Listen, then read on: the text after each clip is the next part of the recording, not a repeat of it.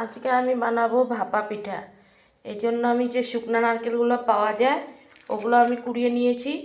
এগুলো আমি ব্লেন্ডারে বেটে নেব। এগুলো বেটে নেব। এখানে গরম জল বসিয়ে দিয়েছি, করে দেখাচ্ছি। এই যে আমি চালটা রেডি করে নিয়েছি, চালের গুঁড়িটা এখানে বসিয়ে দিয়েছি। এখানে যে আমি ব্লেন্ড করে নিয়েছি নারকেলের ইয়েটা, ওটা দিয়ে আমি এখন গুড় দিয়ে এটা আমি পুরটা তৈরি করে নিচ্ছি।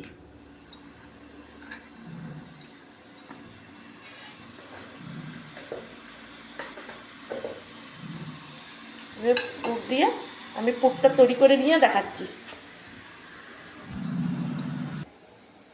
এই যে আমার পুরটা হয়ে গেছে, আমি এখানে বসিয়ে দিয়েছি।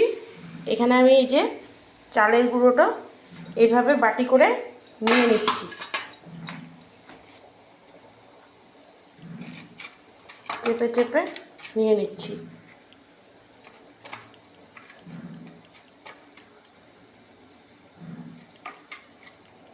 এর উপরে আমি পুরটা দিয়ে দিব অল্প।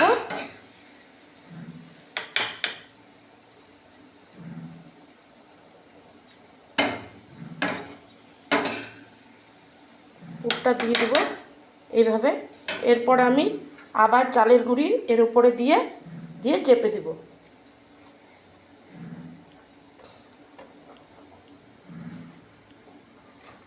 এইভাবে চেপে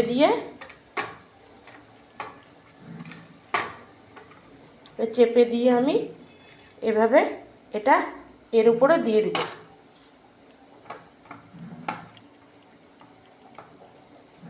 এর উপরে দিয়ে দেব।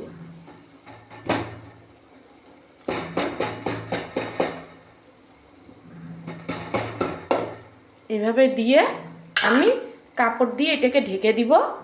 ঢেকে দিয়ে আমি বানিয়ে দেখাচ্ছি।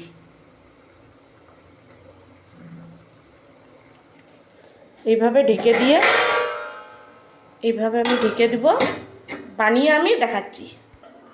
এই দেখুন আমার ভাপা পিঠাটা হয়ে গেছে।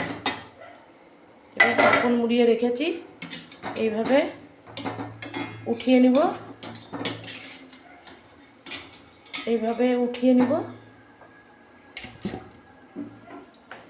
উঠিয়ে খুলে দেখাচ্ছি। এই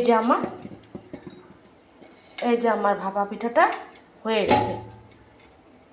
এই হয়ে গেছে, আমি আরও বানিয়ে দেখাচ্ছি। এই দেখুন আমার ভাপা পিঠা কমপ্লিট হয়ে গেছে।